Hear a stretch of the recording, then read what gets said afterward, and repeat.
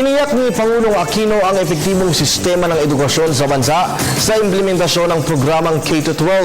Ayon po sa Pangulo, kabilang sa mga benepisyo ng programa ang pagkakaroon ng mga Pilipinong may mauhusay na trabaho. Ito rin anya ay paghahanda ng mga makasabay ang kanilang kakayahan sa hamon ng makabagong panahon. Ang ulat mula kay Rocky Ignacio.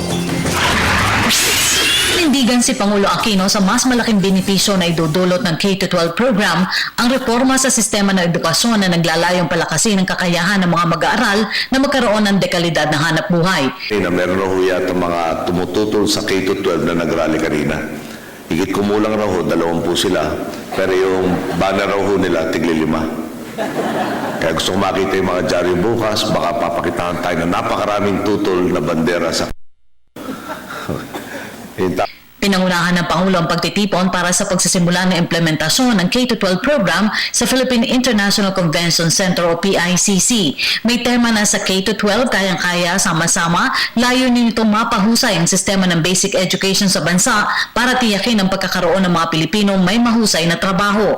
Kaya hiling ng Pangulo sa lahat, ituring ang dagdag na 2 taon na pag-aaral na oportunidad sa mas maginhawang pamumuhay ng mga susunod na henerasyon. Ang panawagan po natin, imbis na isiping pabigat ang karagdagang 2 taon sa paaralan ng ating mga estudyante, turing po natin itong pagkakataon upang higit nilang mapahusay ang sarili tungo sa pag-abot ng kanilang mga pangarap. Kung makakagraduate ang mga pinag-aaral natin taglay ang dihamak na mas mataas na antas na kaalaman, mas maayos ding trabaho ang kanilang mapapasukan na maghahatid sa kanila sa mas Lumagda si Pangulo Aquino sa commitment wall na nagsilbing simbolo ng determinasyon ng pamahalaan na isaayos ang estado ng edukasyon. Bahagi rin anya ito ng pagkilala sa hangarin ng Aquino Administration na magpatupad ng reforma sa larangan ng edukasyon. Bukod sa mas mabuting buhay, kahandaan na rin anya kabataan na makasabay sa kanilang kakayahan sa hamon ng makabagong panahon.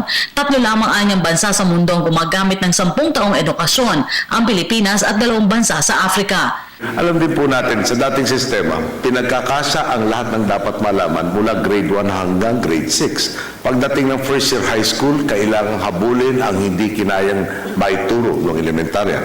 Ganon din po sa kolehiyo. Pagtapak ng first year college, kakainin na naman ng oras dahil kailangan tapusin ang mga leksyong di nakompleto ng high school dahil kinuhanan ng 1 taon para punuin yung grade school. Diba? Kung ikaw ang estudyante, talagang aasim ang mukha mo dahil sa dami ng pilit na isinusubong kaalaman sa iyo na halos wala ka ng panahong nguyain at namnamin. Ito naman po ang kabalik. Gate ng Pangulo, nagkaroon ng konsultasyon sa hanay ng DepEd, CHED, TESDA, mambabatas at iba pang stakeholders para sa implementasyon ng K-12. Dahil dito tiwala ang Pangulo na darating ang panahon na dahil sa agad na benepisyo, pupurihin ang bagong sistema maging ng mga kritiko. No?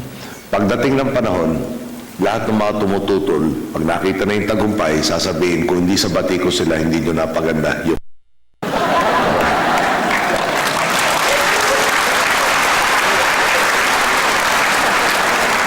Minsan doon talaga yung mga kritiko natin, sila lang talaga anak ng Diyos at sila lang ang magaling. Kaya bahala ng Diyos sa kanila.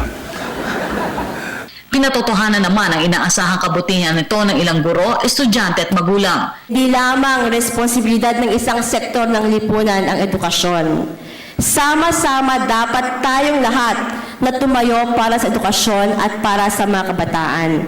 Magagawa natin to kung sama-sama tayo sa K-12. Ang Filipino professionals na gustong magkaroon ng trabaho sa ibang bansa ay hindi na mahihirapan makakuha ng trabaho dahil tayo ay sumusunod, dahil ang bagong curriculum ay sumusunod sa international education standard na pinapractice at ginagawa ng ibang bansa. Gate ng Pangulo, sa edukasyon nakasalalay ang pagbangon ng bansa mula sa kahirapan. Para sa Telebisyon ng Bayan, Rocky Ignacio.